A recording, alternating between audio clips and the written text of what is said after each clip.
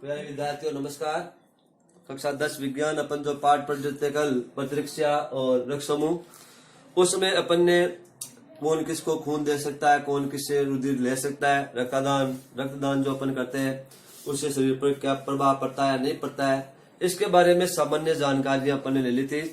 और जैसे आपने कल देखा कि एक व्यक्ति 1 यूनिट रुधिर जो है यानी 350 ml वो रुधिर एक व्यक्ति द्वारा दिया जा सकता है। 350 ml रुधिर एक व्यक्ति द्वारा एक बार में दिया जा सकता है। पेशेवर रक्तदाताओं का रुधिर हमें नहीं लेना चाहिए, इस बात का भी विशेष ध्यान रखना चाहिए। तो रक्तदान प्रक्रिया, रक्तदान जो करते हैं वो प्रक्रिया किस प्रकार से संपन्न की जाती है, उसको बोलते हैं रक्तदान प्रक्रिया। ये प्रक्रिया क्या है, किस प्रकार से ये अपनाई जाती है। सबसे पहले दाता व्यक्ति जो है उसके स्वास्थ्य का परीक्षण किया जाता है। दाता कौन हुआ, जो खून दे रहा है। जैसे आप ब्लड बैंक में गए अपना खून देने जा रहे हो, तो आप जो रुधिर देंगे तो सबसे पहले आपकी जो बॉडी है, आपका स्वास्थ्य, उसका परीक्षण किया जाएगा। तो अमूमन जैसे ब्लड बैंक में तो ये होता है, परंतु जो शिविर वगैरह होते हैं वहां पे इतना नहीं होता है। हालांकि वो पूछते हैं आपसे, कोई तकलीफ तो नहीं, वो नहीं है। बाकी एक एक चीज जानकारी वहां पे नहीं लेते। बाकी ब्लड बैंक में क्या होगा, आपकी हर प्रकार की जांच की जाएगी। तो स्वास्थ्य का क्या किया जाएगा, परीक्षण किया जाएगा।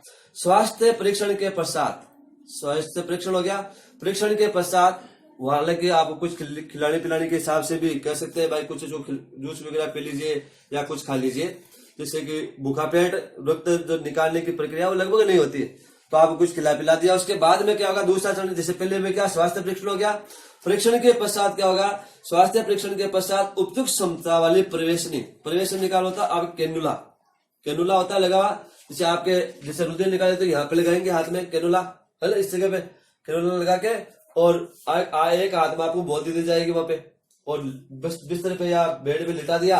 वो बोतल जो प्लास्टिक की जो थैली जिसको आप बोतल बोलते हो, जिसमें सीपीडी पदार्थ भरा हुआ रहता है 50 ml की मात्रा में, वो थैली क्या होगी, आपके बेड के जस्ट नीचे रख दी जाएगी। फिर आपको इस प्रकार से बॉल को हिलाने के लिए कहा जाएगा, हाथ से बॉल को दबाते जाओगे आप, तो इस प्रकार से थैली में रक्त क्या होगा, संग्रहित होता जाएगा। तो ये थोड़ा फास्ट भी होता है, जल्दी जल्दी रक्त जो है वहां से निकलता रहता है और थैली के अंदर रक्त क्या होगा, आता रहेगा। अब खून इकट्ठा कर लिया, इकट्ठा करने के बाद लेवलिंग वगैरह तो होगी, ब्लड ग्रुप वो तो सब जांचे बच्चे आपकी पहले हो चुके हैं कि ब्लड ग्रुप कौन सा है, टेस्ट करने के बाद वो चीजें आ चुकी है। अब संग्रहित जो रक्त है उसको प्रतिशतन भंडारण में रखा जाएगा, क्योंकि टेम्परेचर यदि कम नहीं होगा तो उसमें सूक्ष्म जीव पैदा हो जाएंगे।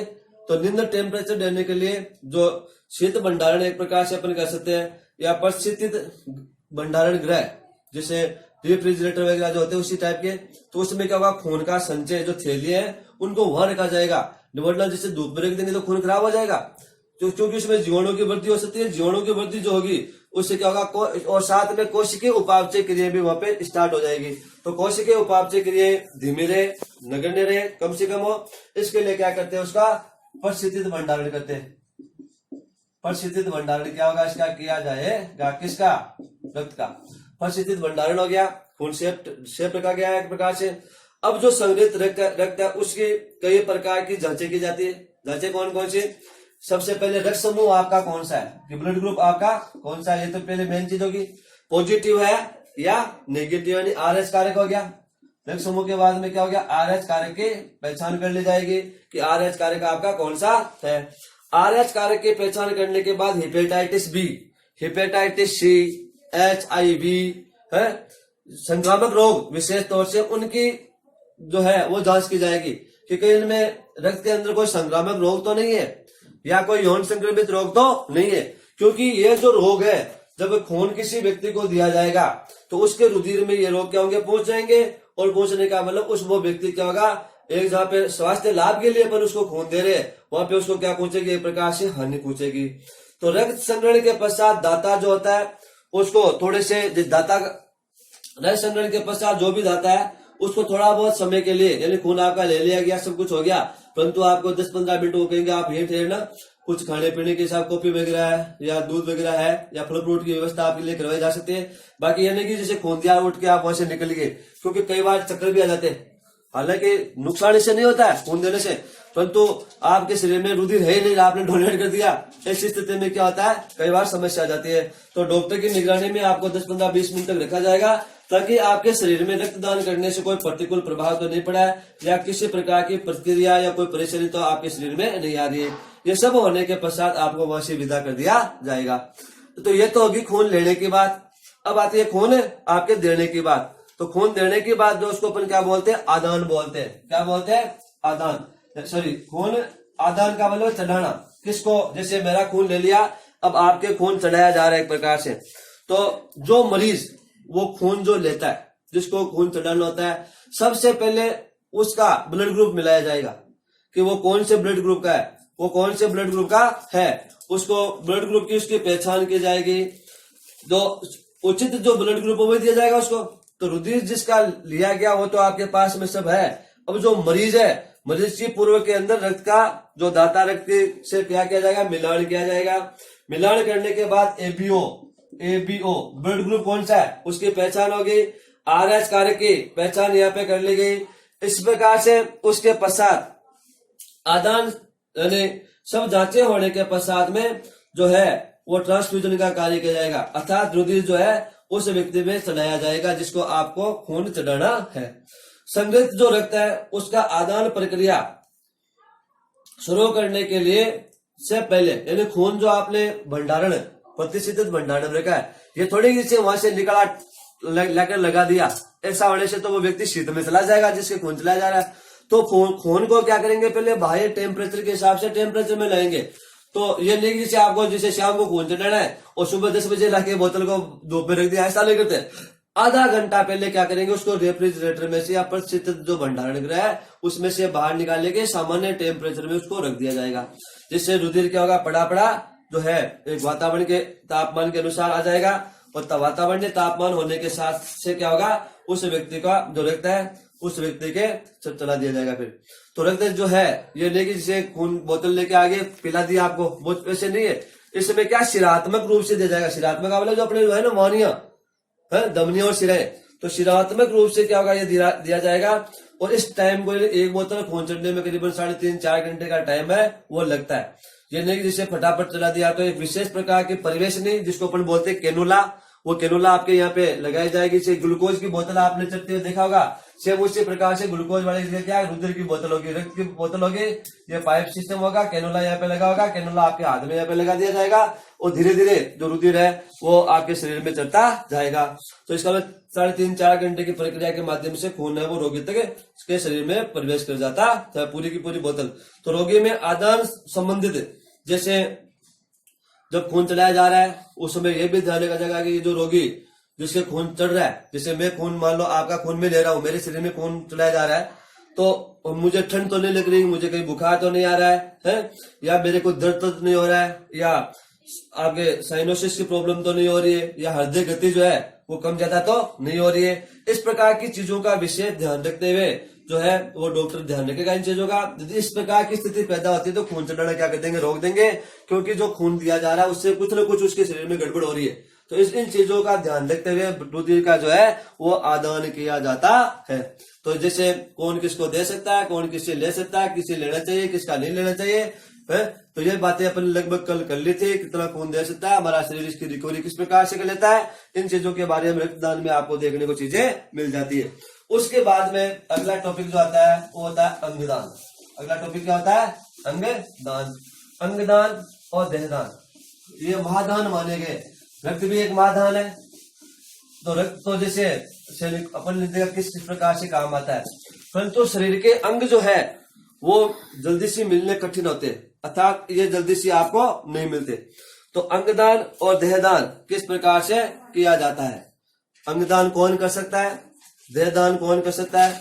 तो जीवित व्यक्ति, जो भी जीवित व्यक्ति है उस जीवित व्यक्ति द्वारा अंगदान या देहदान है वो किया।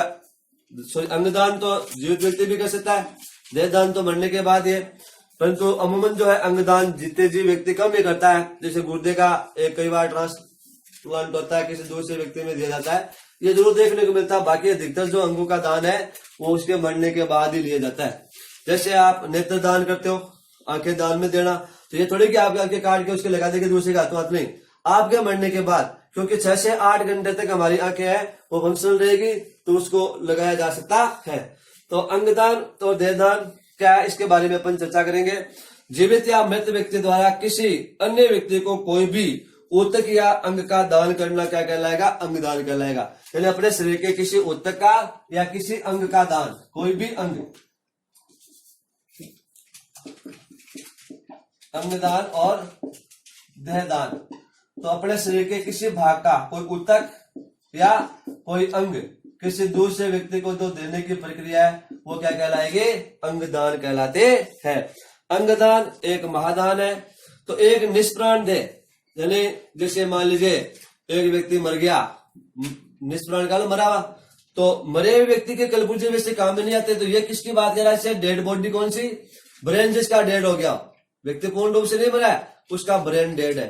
ब्रेन डेड हो, ऐसी अवस्था में उसके शरीर के जो कलपुर्जे है वो दूसरे व्यक्तियों के लिए काम में आ सकते हैं, क्योंकि उसका दिमाग काम, ब्रेन डेड का दिमाग मर चुका है, बाकी सिस्टम उसका चालू है, तो उसके शरीर के वो अंग है वो दूसरे व्यक्तियों में ट्रांसप्लांट किए जा सकते हैं या दूसरे व्यक्तियों को दिए जा सकते हैं। तो एक व्यक्ति के शरीर से एक निष्प्राण देह लगभग 50 प्राणी जो है या 50 जो व्यक्ति है या 50 जरूरतमंद जो लोग हैं उनके शरीर के लिए कलपुर्जों के रूप में काम में आ सकता है। इसका मतलब लगभग 50 जरूरतमंद लोगों की मदद इससे की जा सकती है। अतः अंगदान हेतु देहदान अत्यंत महत्वपूर्ण है, क्योंकि अंग तो आपका गुर्दा जरूर निकाल सकते हो पहले जिंदा व्यक्ति का, बाकी जैसे हार्ट थोड़ी निकाल लेंगे, लिवर थोड़ी निकाल लेंगे, अंग थोड़ी निकाल लेंगे। इसका मतलब अंगदान के लिए क्या जरूरी है, देहदान जरूरी है। अंगदान के लिए क्या जरूरी है, देहदान। इसका मतलब आपके पूरे शरीर का दान किया जा रहा है। तो यह दान कब होगा, मरने के बाद, आपके मृत्यु के पश्चात शरीर के कलपुर्जे कुछ समय तक जो है फंक्शनल के रूप में काम में आ सकते हैं, उनमें से आवश्यक चीजें ली जा सकती है। या जैसे मान लीजिए आप कोमा में चले गए, आप इसमें चले गए, कोमा में चले गए, तो विशेष तौर से यही होता है कि हजार व्यक्ति पे अपन एक व्यक्ति को कोमा में मान के चलते हैं। तो इसका मतलब हजारों व्यक्तियों में से एक आध व्यक्ति इस प्रकार के केस के रूप में आपको देखने को मिलता है। तो वो व्यक्ति जो कोमा में चला गया, तो अधिकतर अंगदान जो है वो जिंदा, यानी जिंदा व्यक्ति इसकी शपथ लेगा, है ना। तो ये सब लिखा पढ़ी के रूप में होता है। तो अंगदान आपने कर दिया, आपके शरीर का डोनेट आपने कर दिया, तो आपके घर वालों की जवाबदारी बनती है कि आपकी जब उसमें मृत्यु हो रही है तो वो आवश्यक जो चिकित्सकीय टीम है उसको बुला के और आपके शरीर का जो देहदान किया हुआ है उसके अंगों के रूप में उनको दिए जाए। तो अधिकतर जो अंगदान है वो दाता की मृत्यु के बाद ही होता है, मरने के बाद आपके कलपुर्जे यूज में आएंगे। बच्चे से लेकर 90 साल का व्यक्ति अपने शरीर का या अपने अंगों का या अपने देह का क्या कर सकता है, दान कर सकता है। परंतु जैसे बात आई बच्चे की, तो वह बच्चा जो 18 वर्ष से कम है, 18 वर्ष से क्या कम है, वो कानूनन रूप से देहदान या अंगदान नहीं कर सकता। तो उसके अभिभावक, उसके माता पिता, अभिभावक माता पिता उसके, या उसका जो एक प्रकार से उसकी बॉडी पर जिसका अधिकार है, उसकी बॉडी पर जिसका अधिकार है, या उसके एक प्रकार से जो डेड बॉडी उसकी है, उसके जो वारिस कौन है ना, वो व्यक्ति जो है उस व्यक्ति का जो शरीर है उनका दान कर सकते हैं। जैसे मान लीजिए कोई एक्सीडेंट में ब्रेन डेड हो गया, अब वो उसने अपने देह का दान नहीं किया है, तो ऐसी स्थिति में उसके घर वाले जो है उसकी बॉडी को जो है वो देह दान के रूप में दे सकते हैं, या कानूनन रूप से जो भी उसके अधिकारी है वो क्या कर सकते हैं, उसकी बॉडी का दान दे सकते हैं। तो 18 वर्ष से कम यदि है तो, और यदि 18 वर्ष से ऊपर है तो यदि अचानक दुर्घटना होगी तो घर वाले देंगे, परंतु यदि पहले से ही उनका अंगदान किया हुआ है तो ऐसी स्थिति में उसके शरीर के कलपुर्जों का अंग जो है उनके घर वालों की सहमति के माध्यम से, क्योंकि शरीर डेड नहीं है, केवल ब्रेन डेड है, ऐसी स्थिति में उसके शरीर के अंगों को क्या कर सकते हैं, अपने काम में ले सकते हैं। तो इसका महत्व क्या है, अंगदान या देहदान व्यक्ति द्वारा किसी जरूरतमंद जो व्यक्ति है उसकी व्यक्ति के जीवन को बचाने में क्या कर सकता है, वो काम कर सकता है। जैसे मान लीजिए आपने कोई भी अंग का दान किया तो आप तो चले गए, परंतु जैसे आपकी आंखें डोनेट की हुई है तो दूसरा व्यक्ति जो आपकी आंखें ले रहा है तो आपकी आंखें उसके अंदर जिंदा है, इसका मतलब वो व्यक्ति देख सकता है। तो आपके शरीर द्वारा जो अंग का दान किया गया वो किसी दूसरे के जीवन को बचाने में महत्वपूर्ण योगदान दे सकता है। जैसे हार्ट है, हार्ट ट्रांसप्लांट किसी का होता है, यकृत है, गुर्दे है, इस प्रकार के अंग जो है वो किसी दूसरों के लिए क्या होते हैं, वहां पे काम में आते हैं। ऐसी स्थिति के अंदर उन लोगों को क्या मिलता है, जीवन मिलता है, उनके परिवार में खुशहाली आती है और आपका शरीर मरने के पश्चात क्या पंचतत्व में विलीन होना है, क्योंकि शरीर जो है पंचतत्व से बना हुआ है। तो जन्म के पश्चात, मरने के पश्चात भी क्या होगा, वो पंच तत्वों में विलीन हो जाएगा। तो आपकी जो बॉडी है वो किसी न किसी रूप में क्या हो, काम में आए, किसी न किसी रूप में क्या हो, काम में आए। इसके लिए हमें क्या करना चाहिए, अपने अंगों का दान करना चाहिए। जैसे एक कहावत है, एक कहा गया है, जिसे कहावत के रूप में देखने को मिलता है कि मरे मनुष्य के 100 काम सवारे, यानी कोई पशु मर जाता है तो मनुष्य के 100 काम में वो आता है। मनुष्य मरे किसी के काम नहीं आए, तो मनुष्य मरने के पश्चात किसी के काम में नहीं आता है। यानी एक पशु मर जाता है तो पशु क्या आता है, मनुष्य के 100 कामों में काम में आता है। जैसे उसकी चमड़ी काम में आती है, हड्डियां काम में आती है ना, आते हैं अलग अलग चीजें बनाने के लिए। इसी प्रकार मनुष्य की शरीर है उसको या तो गाड़ दिया जाएगा या जला दिया जाएगा, परंतु यदि उसके शरीर का दान किया हुआ है, अंग दान या देह दान किया हुआ है, ऐसी स्थिति में उसके कलपुर्जे क्या होते हैं, दूसरों के लिए काम में आते हैं, जो क्या कहते हैं, दूसरों के जीवन बचाने का एक प्रकार से कार्य करता है।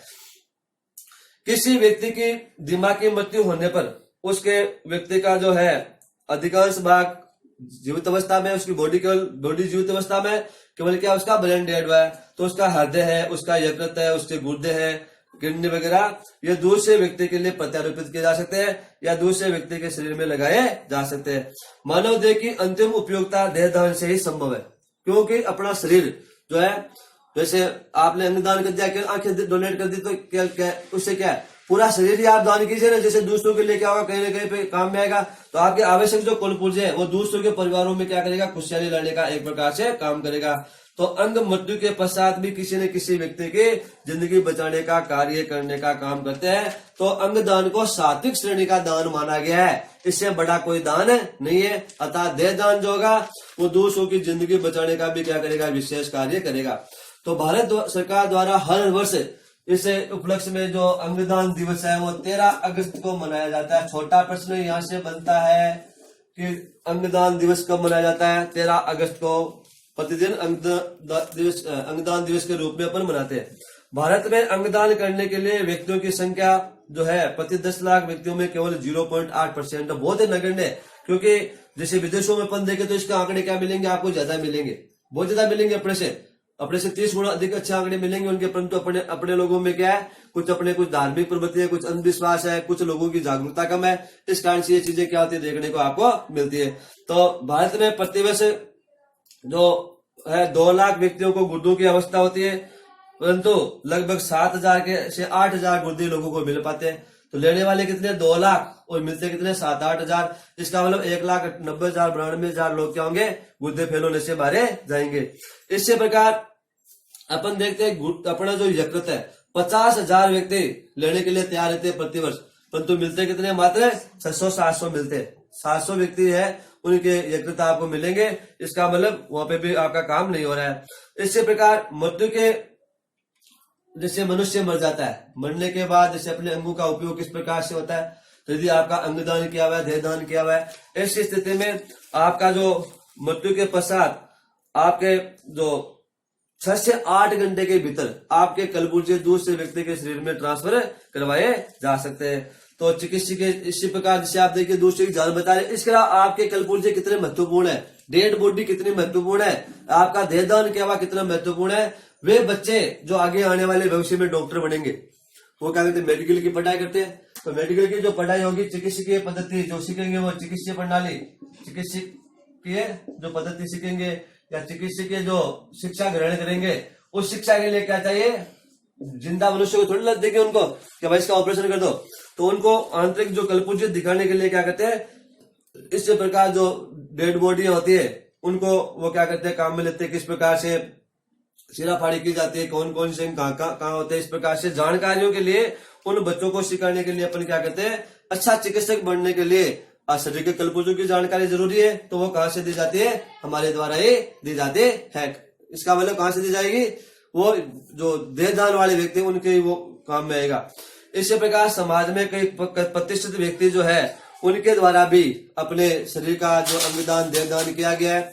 जैसे कैप्टन लक्ष्मी सहगल का आपने नाम सुना है, 90 साल की उम्र में उसने क्या किया, अपनी आंख का कॉर्निया दान किया। तो आंख का कॉर्निया जो होता है दिखाई देने के लिए जरूरी है, इसका मतलब दूसरे व्यक्ति के लिए कॉर्निया काम में आ गया। तो 90 साल की जो बूढ़ी औरत है उसका कॉर्निया भी दूसरे के लिए क्या हो गया, काम में आ गया। इसका मतलब उम्र तो कितनी भी हो, इससे नहीं बल्कि दान देने वाले की क्षमता चाहिए। तो 90 साल के उस बूढ़ी जो कैप्टन लक्ष्मी सहगल उसने अपना ये दान किया है। इसी प्रकार आपके पश्चिम बंगाल के मुख्यमंत्री आपके ज्योतिबा फुले जिनका तो पश्चिम बंगाल के मुख्यमंत्री ज्योति बसु ने भी अपना देहदान किया है ना। तो उनके जो अंग पुर्जे वो बाद में यूज में आ सकते हैं।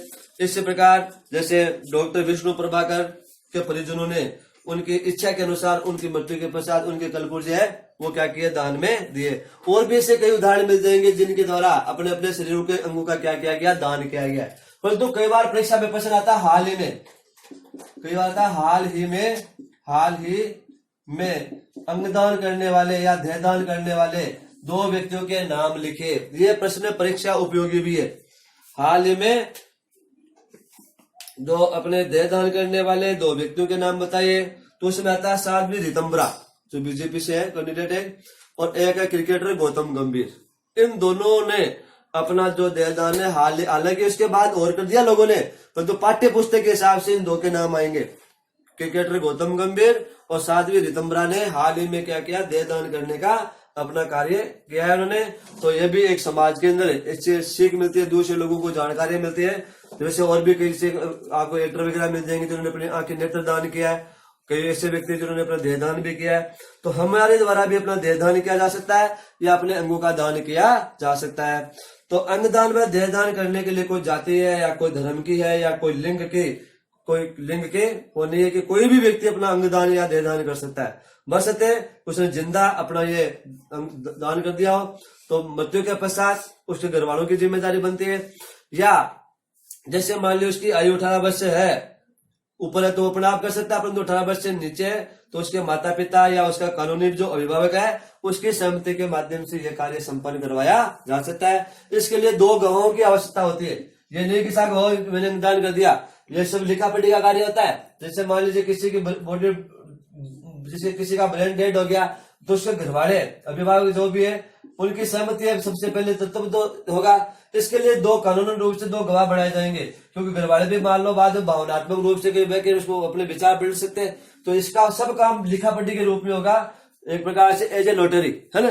संपूर्ण कार्य होने के बाद में उसके कलपुर्जे क्या होंगे, डॉक्टर निकालेंगे और दूसरे व्यक्तियों को क्या करेंगे, ट्रांसफर करने का कार्य करेंगे। तो अंगदान एक महादान है, जैसे रक्तदान एक महादान है, उसी प्रकार से अंगदान और देहदान भी क्या है, महादान है।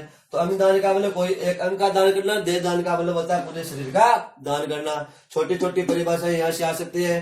कितनी तारीख को अंगदान दिवस मनाया जाता है, यहाँ से प्रश्न आता है। हाल ही में किस व्यक्ति ने दान किए, है ना, देहदान किया, गौतम गंभीर, साध्वी रितंबरा और कैप्टन लक्ष्मी सहगल ने कौन सा अंग दान किया, आंख का कॉर्निया, है ना। मृत्यु के कितने समय के पश्चात तक हमारे आंखें काम में आ सकती है, हमारे कलपुर्जे। तो वो 6 से 8 घंटे का टाइम, वैसे आंख आता कि आंख कितने घंटे तक काम में आ सकती है, तो 6 से 8 घंटे। ये छोटे छोटे 5-7 प्रश्न यहाँ से निकलते हैं जिनको आपको अभ्यास प्रश्नों के रूप में क्या करना है, कंप्लीट करना है। ये पार्ट आपका पूर्ण हो चुका है। आगे अपन अगला पार्ट लेंगे, इसके अपन जो भी पार्ट लेंगे चर्चा अपन कल करेंगे। धन्यवाद। ओके।